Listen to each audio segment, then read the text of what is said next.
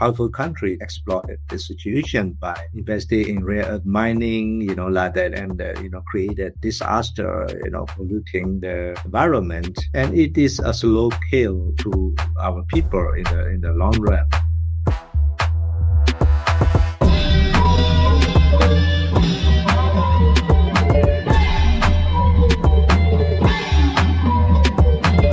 Hello and welcome to episode 56 of What's Happening in Myanmar, a weekly show from the Frontier Myanmar podcast family.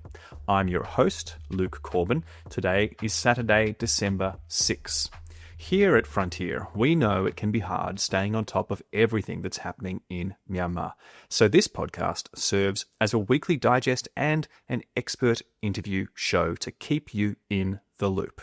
Today, we have an interview with two members of the Kawthoolei Natural Resources and Environmental Conservation Committee, who will talk about climate change in Myanmar and the new Kawthoolei Climate Action Plan that launched this week. Paul Sein Twa and R.U. will join the show in just a moment after I quickly cover three of the biggest developments in the news this week. Let's get to it. First, fighting has broken out between resistance groups and the military near Mogok after an estimated more than 100 military trucks and 1,000 soldiers were escorted into the town by the Taang National Liberation Army, the TNLA, over last weekend.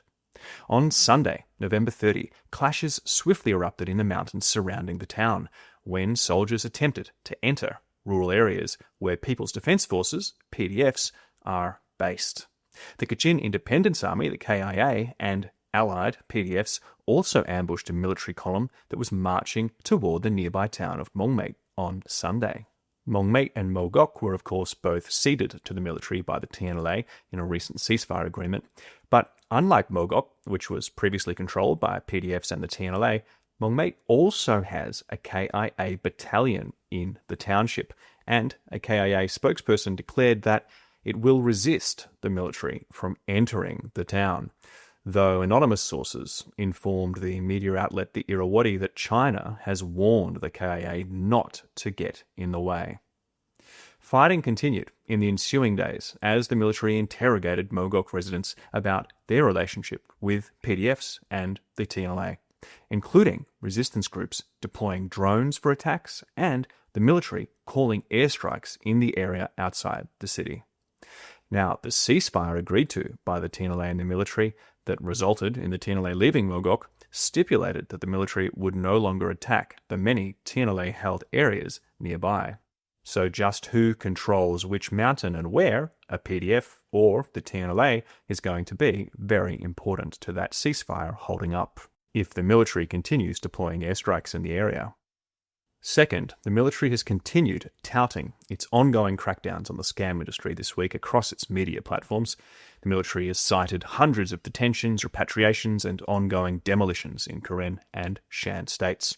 According to the military's numbers, 297 of the 635 buildings in the KK Park scam compound in Myawaddy have been demolished so far. And, as predicted by Frontier's Joseph Young on this show 2 weeks ago, the military has also now commenced demolitions in the Shui Go scam city. The Karen Information Centre noted this week that workers from Shui Ko were carefully relocated to Myawaddy town on Thursday at night under cover of darkness. While the military's crackdowns are certainly extensive and they are resulting in turmoil for low-level scammers and employees attached to the scam compounds, many analysts have dismissed the regime's crackdown as a publicity stunt, given its vested interests in the scam industry. Since the military began its crackdown in October, they have eventuated no high-level detentions of organised criminals. In fact, the military appears to be collaborating with the Karen Border Guard Force and other militias to forewarn and transfer sensitive people and resources before their wrecking ball closes in. And the United States Scam Center Strike Force has also apparently been busy recently, with the Department of Justice announcing this week that the force had seized several web domains allegedly used to scam US citizens, and that the force had already conducted operations against 2 scam centers in Myanmar. What operations means here exactly is unclear. The Myanmar military regime spokesperson Zaw Min Tun last week denounced the US actions against scam centres in the country as being interference and, quote, destabilising attempts. So it and Chinese interests, no doubt, will be paying close attention to what exactly the scam centre strike force is doing in these operations. And third, the military's planned elections are now only 3 weeks away, and coup leader Senior General Min Aung Hlaing told civil servants in Punal Win on Monday to vote for the candidates who will, quote, harmoniously cooperate with the military. This, of course, likely refers to the military proxy Union Solidarity and Development Party. He also reportedly urged that public servants should pursue the military's three main causes: non-disintegration of the Union, non-disintegration of national solidarity, and perpetuation of sovereignty. The way that these three causes have been interpreted by military authorities for decades has been incredibly divisive in multilingual, multi-ethnic and multicultural Burma, and Min Aung Hlaing's reliance on the same tired tropes betrays his recalcitrance and inability to accept the public's diverse positions and points of view. It suggests that even after the military's so-called elections, the general will remain in favour of merely making more enemies rather than governing with accountability and pursuing political reform. So much for the dictator, but what about the people? Well, as related in Friday's daily briefing newsletter sent to Frontier members, Myanmar nationals at home and abroad are expressing little interest in the election, with very few people observed attending for advanced voting at the Myanmar consulate in Chiang Mai, for example, before the voting closed there on Thursday. Thailand has over 4 million Myanmar migrants, and more than 2 million of those are legally documented, but less than 1,000 voters were counted at the consulate by the media outlet the Irrawaddy. And Northern Shan State media outlet Shui Pi Myi reported that residents there also lack enthusiasm, with many not even knowing the names of the candidates running in their townships. A Lashio resident told Shui Pi Myi, quote, "I'd say that only about 10% of people are interested. People just don't know anything about the election, including me.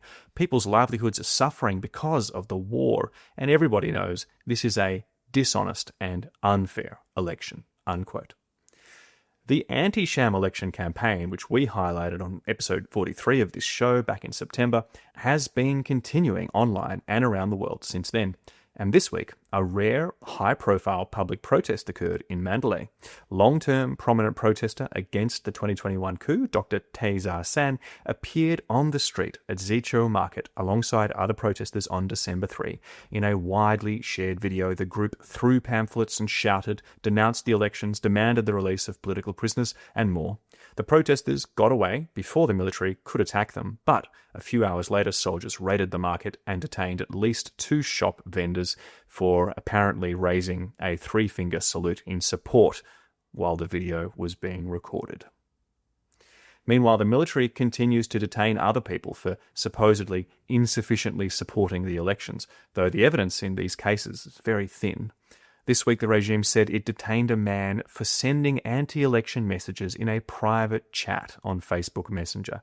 The statement provided no details, really, about the alleged offence and did not explain how military authorities even accessed the messages on the phone. The military regime has opened more than 100 cases under its new election disruption law, according to the Agence France Presse. And around that intimidation, police and militia are still going from ward to ward in military-controlled areas, pressuring local people to vote. One Mandalay resident told Myanmar Now this week, quote, "Even when they're telling people just to check their names on the voter list, they're pointing guns at them," unquote.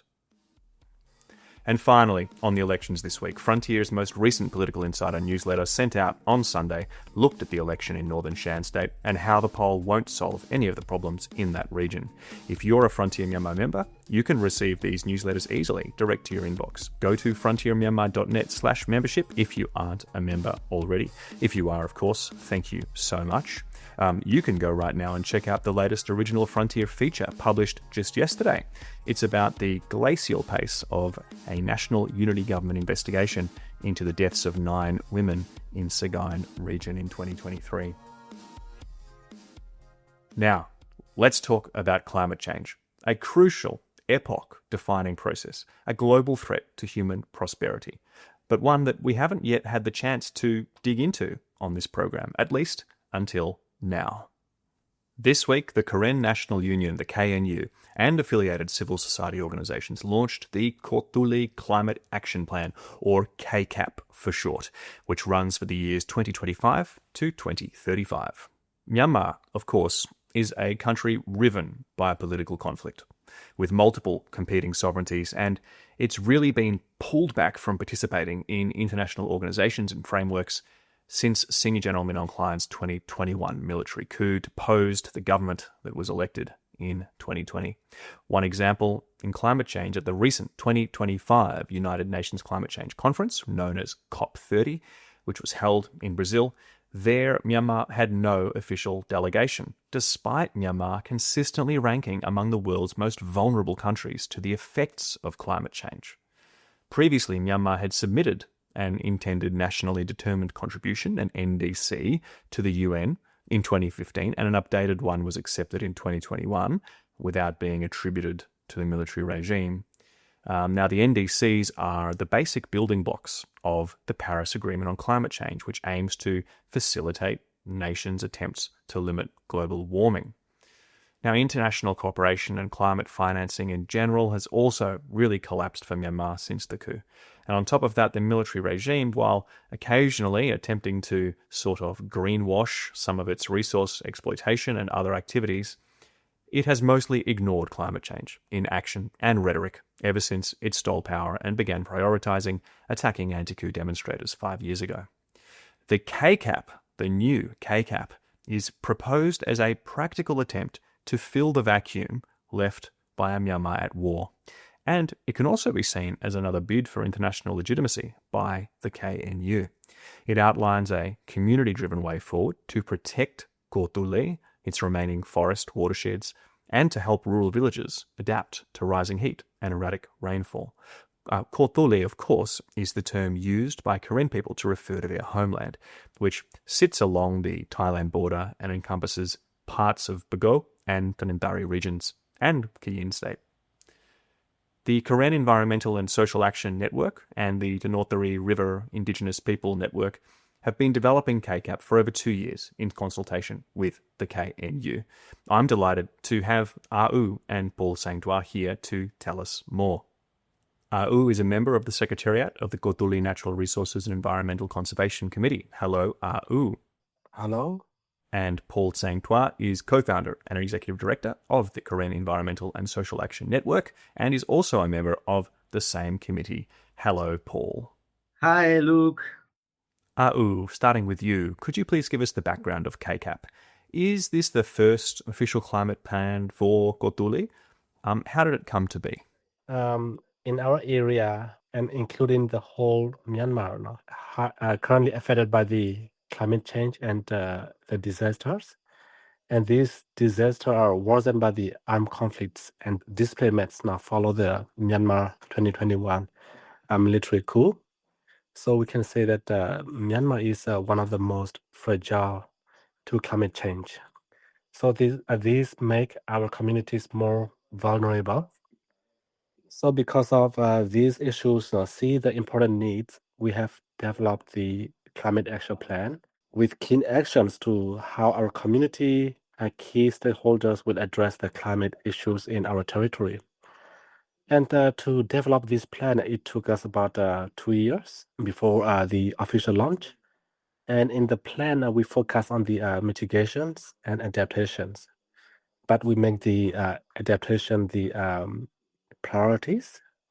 And when we develop the plan, we based on the principle of the inclusive and the participatory approach by including the key stakeholders like current civil societies, local communities, and KNU relevant departments to make a better adaptation and definitely to also contribute to the global mitigations. And in a way, it is like the first, we can say like a climate action plan in terms of the, because we have kind of the formulas, come up with a document and with the timeline, targets and activities, right? But we can say like it is the first, climate action plan, but it is not something new because such activities we have been doing for a long time already. For instance, in our territory, we, under the forestry department, we have already, support the establishment of the community forest in the customary tenure land area. The communities has already have their land, use plan system, and these are, already contribute to the climate mitigation. Yeah, I mean, adding to what Au has said, why we need it now, because Burma, Myanmar is also, facing, the climate change impact. I think it's probably at the top, right, of the when we come to climate change impacts, flooding and many other crises that happened recently. We can tell the scale and the impact on the people. And then on top of that, there's also conflict happening across the countries. And then there's no legitimate government to, like lead any climate change impact kind of action, against the climate change crisis. So that's come to really the role of the civil society and the people themselves to do something at this time, although there are lots of challenges. And in current areas, we have the current national union that's also providing relevant services. For example, the forestry departments and other environmental conservation committee, like that. So those also have the policies and plan to conserve the environment, people's livelihoods from the impact of the environment. So we see this is a good opportunities to come together and make a plan, a 10-year plan, so that we can collectively implement the climate action, especially during this time where there is no legitimate government to collaborate with international actors. So this KNRECC is we can say the first one in Myanmar, and then it's also we can say the first action plan that came out of the conflict affected area or come out of the de facto ethnic government such as the KNU. Right. You mentioned the lack of a legitimate government, in your view, in Myanmar at this time. And of course, that's a problem for climate organizations, funding, international support. They have no one to engage with. So would you say that the military regime is not only unable to, engage with this network, but is it actually making it harder for people in Myanmar to adapt to climate change? Yeah, correct. Because we don't want the international communities to engage with the regime, because the regime is the one who, or is the main driver of climate change impact through, the disruptive project, airstrikes that destroy people's livelihood and displace millions of people, right? And that's kind of, we can say, linked to the also deforestation as well as other natural resource exploitation, such as mining. So some of the plan is new. You've got targets for mitigation and adaptation. But some of this plan is also old, in a sense. By that I mean it's based on Karen customary practices for living beside, within, together with the natural ecosystems of Kawthoolei. Could you maybe tell us more about how this works within the plan and maybe its political goals for the Karen administration as a whole? So we'll tell a little bit, and Paul will kind of add more. Under the climate action plan, we are also talking about the forest and the connectivity, and uphold the customary system. So we can see the model like SPP structures definitely we should, support the customary governance system because, like a SPP model, there is like a general assembly. Now, in the general assembly, there is an inclusive in the structures like we have the KNU, current civil society, communities, indigenous customary leaders, indigenous people. No? So when are the issues like natural resources extractions, they also bring up that platform. So there is accountability, and some issues are solved, over there. I can also add, I think that you are right because of this KCAP is definitely coming up from the existing or ongoing initiatives that have been taken up by different communities, also departments of the KNU. But I think this KCAP is kind of a framework that bring together, all relevant departments of the KNU. So this definitely will help improve the coordination between the different departments or agencies of the KNU. So this is the plan that we wanted to see, that happens in our territories, because usually government departments they are working in silo and lack of coordination, things like that. So the KNU need to look at this document because it is lay out the framework as well as the visions and targets. So each department, for example, mining departments or forestry department, they will also look at how they will contribute to achieving the 10 years plan or 10 years vision of this action plan. So that's a thing that we say that need to have better coordination and as well as working together with civil societies and local communities there when it comes to implementation and also operationalizing this action plan. So it will have to bring together these different stakeholders. So, current state, we share the border with Thailand now. One of the issues that we face is transboundary haze, and we know that one of the key contributors of the transboundary haze is the burning of the cash crop, like sugar cane and corn. So, definitely, this plan under the mitigations, where we are talking about the in the agroforestry sector to restore the forest in the degraded area and the agricultural land. By 2035, we foresee that we will restore the forest cover by 200,000 hectares now. So we also target in the such degraded land.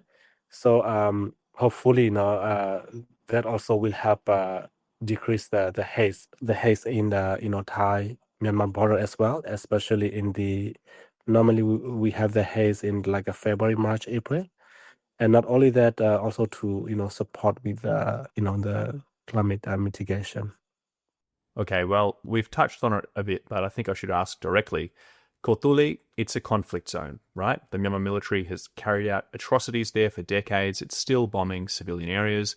And right now, not only is the KNLA, the Karen National Liberation Army, fighting the military, but there's friction with other Karen armed organizations. There's thousands of foreign national criminals there scamming innocent people out of their life savings. So you have the military, the KNLA, the Karen Border Guard Force, other militia groups, and now also Thai and Chinese and US interests there trying to combat the scam industry. So in a place with so many more proximate concerns, let's say short-term challenges, how can long-term goals like KCAP be implemented? And in this environment, is there a risk that KCAP could fall to the wayside? Yes, definitely that's the elephant in the room.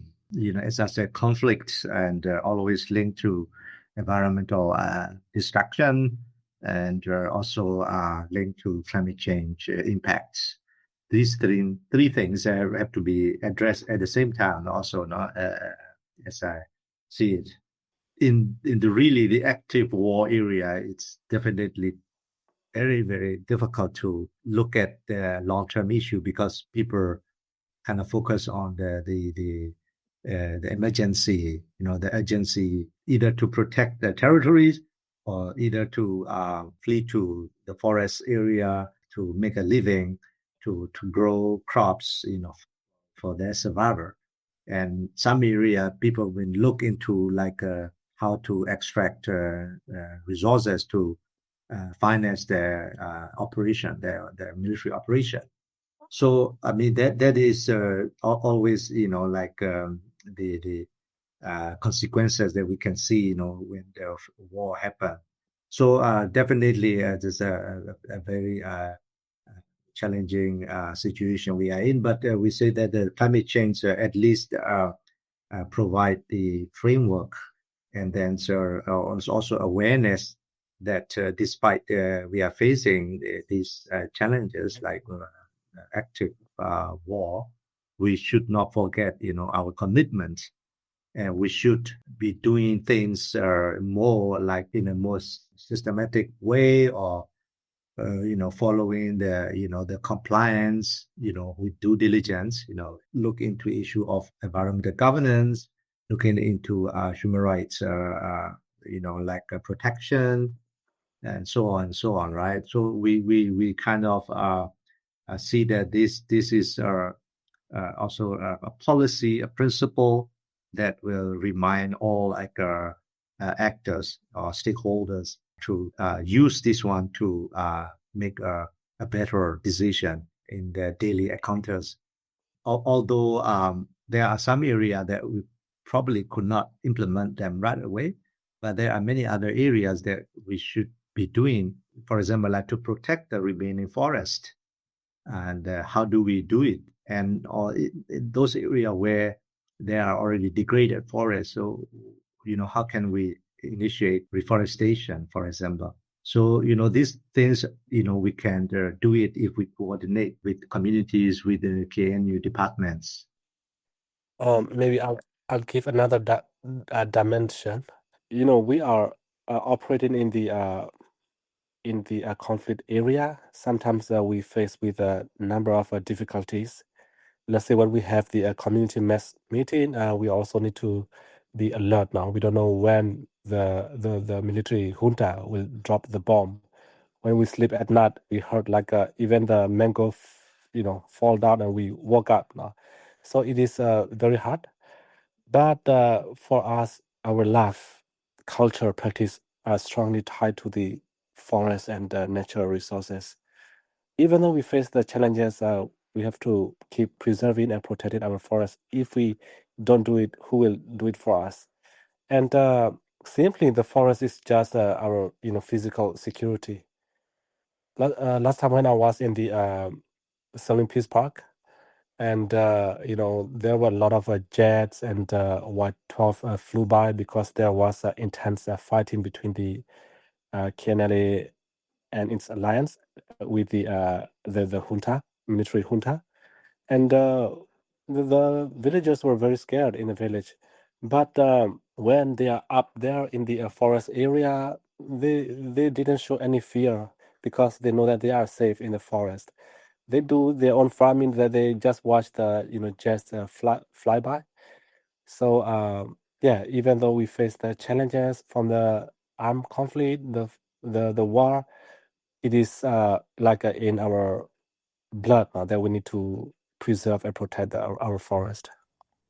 Right, so given the military's atrocities, continued oppression of the people in Myanmar, and its total lack of interest in combating climate change, it does seem that for the moment it's up to groups like the KNU that are, struggling for their land, have their own sovereignty, to come up with these kinds of climate plans. I wonder if you think that other groups could work with the KNU or learn from KCAP and introduce their own climate plans. Other groups in Myanmar, of course. Or was the KCAP already designed with that in mind? Are you already talking to other administrative groups in Rakhine State or Kachin State, for example? Are those groups interested in doing something like KCAP, do you think? Okay, let me start first. Climate issue is the global issue. It is not like a one person's task. It is not one ethnic duty. It is, for the whole country, for the world. And like if the world level, they even have like a materialism, like where the different countries, are team up and fight together for the climate, like a EU, they call it like a G77 plus China. So in Myanmar, it is very important to come up with the alliance with other ethnics.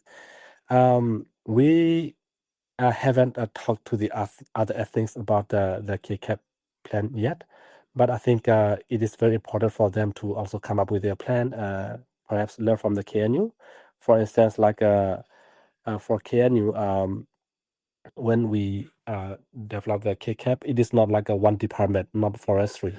So the committee is combined, composed of the different departments like forestry, agriculture, mining. So probably it is something that they can learn and establish in their structures, and yeah, it is very important to also build up the alliance, the network for the whole Myanmar, because we have no hope with the military junta. They are not legitimate. When the country submit their NDC, it is at the national level. So maybe we can also think about the future federalism when we come up with one NDC as a national level in Myanmar as well. Yeah, I mean, what Au has said is very much agree with that. Especially in the context of Myanmar or ethnic governance, also need to understand that environmental governance and also climate change governance are also part of their administrations or their self-determination. They should be more accountable towards what they do. For example, when they extract natural resources, they also should consider climate change impact as one key issues. Like in terms of vulnerabilities, in terms of mitigation, adaptation, those kind of things that need to be considered, and then also looking to also the disasters, like preparedness and prevention.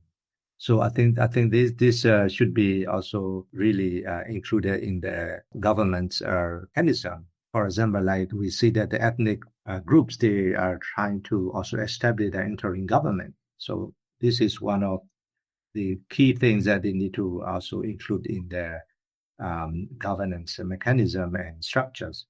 So as the KNUs already make an advancement in this plan, I think that could be an inspiration for others. And that we also hope the KNU leaders will also reach out to other ethnic governments to include these topics into their agenda. Like, for example, there are platforms such as, drafting the federal constitution or federal settings, things like that. So it should be also included because, like Au has already said, when we talk about climate change, when we talk about environmental problems, they have no borders, they have no boundaries. They can cross, different countries, create a transboundary impacts. For example, like the pollution that we just learned recently, the Salween River, has a high level of arsenic contamination and others heavy metals, also elements. So this becomes a transboundary issues, right? So definitely not only we should work with other ethnic governments, we also should work with neighboring countries such as Thailand and as well as their international communities. We see that when it comes to really environmental governance and also climate change action plan, it is more effective when we acknowledge the contribution of the non-state actors as well as the de facto structure that are in the country. this is something that we need to advocate for, and also inform the international communities that despite the countries facing multi-layer crisis, but things like climate change adaptation, mitigation through this kind of climate change action can be done, right? Can be done in a way that will not exacerbate conflict, but help prevent crisis, help prevent loss of life, and also the bigger issue is also prevent the impact on the local and regional economy. Maybe I add a little bit more. Please, yeah, go for it. Currently in Myanmar, there is a vacuum in terms of the government at the central level. It is very important for the ethnics to be united, to be collaborated, and in the climate sector, if we have come up with our own different NDCs, maybe at the federal level we have a one NDC, and there will be a lot of struggle to show it to when present at the global level.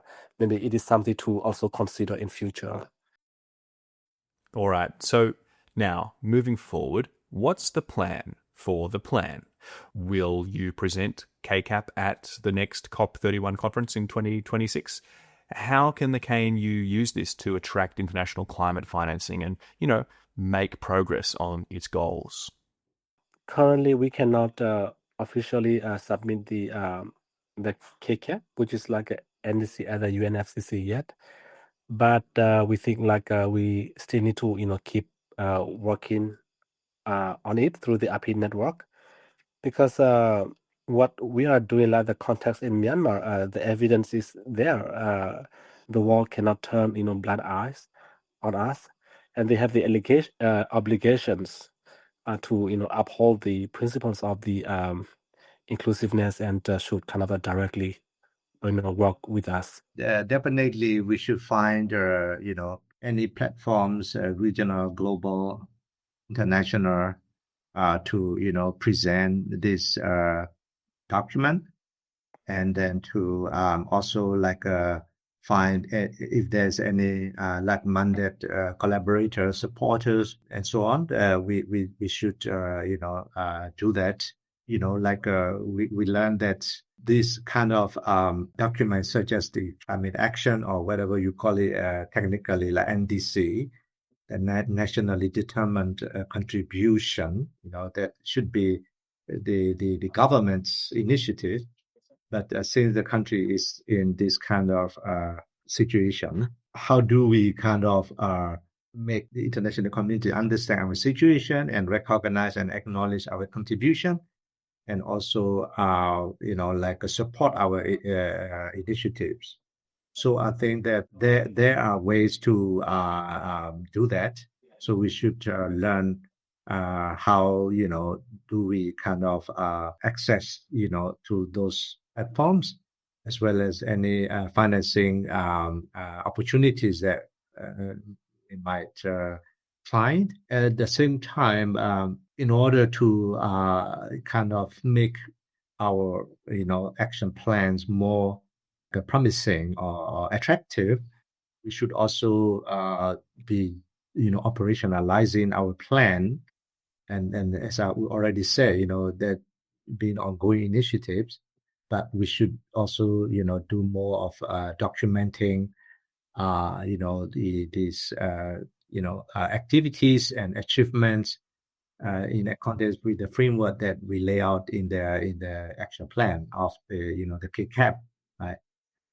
So yeah, I mean, there's a lot of work to do from now, and the financing part is also important, and as well as the political recognition of our initiative also needed at the same time. Yeah, so let's finish with that, Paul. Could you tell, how has your experience been of these international forums and the way that climate financing works? Honestly and frankly, we are disappointed with the what's happened at the international level, at the COP level, for example, this climate change thing, and other also biodiversity conservation. You have COP, you have Conference of Parties to come together and discuss and make decision and pledge funding and some things like that, right? But especially with climate change, because it's also related to changing the way you do business or you do economic development, and definitely lots of private sector, especially from the oil rich countries and the companies. They have their lobbyists. Probably they are the most dominant group in the attended COP. So at the end, the promises and all this like financing thing, it's not there. No funding, to support let's say, for example, energy transition, from fossil fuel based to renewable and green energy, right? And there is no support for private sector to really look into the more innovative, more greener energy, things like that. So I think we can see climate change, these agreements or targets or goals have been becoming more like it becomes politics, right? Become political, and then that if there is no will from the rich countries or the developed countries to really invest in this, and then I don't know whether we can reduce the increase of temperature, right? That is the target that is set. That's quite disappointing.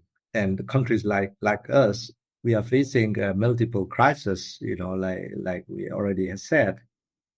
But we also still become the victims of exploitation, because when we are in conflict, we are in the no rule of law kind of situation. The rich countries, the powerful country, they exploited the situation by investing in rare earth mining, like that, and created disaster, polluting the rivers, polluting the environment. And it is a slow kill, to our people in the long run. So instead of really doing something to provide us with the resources to really tackle these global issues, and they make the situation worse by exploiting our situation. Yeah, I think bottom line is that even though they pledged for more money, climate finance, damage and loss fund, if those developing countries don't cut the emission, which not likely they will do that, I think it will just get worse. They will just keep spending more money to make the adaptations with the flood, the disasters. And the country like Myanmar, we are already in bad spot. Even the temperature alone, I think let's say if the temperature increase, let's say 1.5 degree, maybe in our case Myanmar, it could be like a 2 to 3 degree already, because even now it's already hot. So I feel like we will, the people in Myanmar will be really, really in a bad spot now. We'll have a lot of natural disasters and can't imagine. Well, I think you've done an amazing job with KCAP. It's a real achievement, so congratulations. And thanks for coming on the show to talk about it. Let's hope it leads to really positive outcomes for adapting to and mitigating the effects of climate change in Myanmar. Thank you. Yeah, thank you for the interview. Thank you very much. Bye-bye. Thank you, for the opportunities, and very much appreciate you for amplifying our voices. Thank you. We are so lucky to have these guests on the show. Do remember that you can email us at whimyanmar@proton.me. We always enjoy corresponding with you. Until next week, farewell and take care.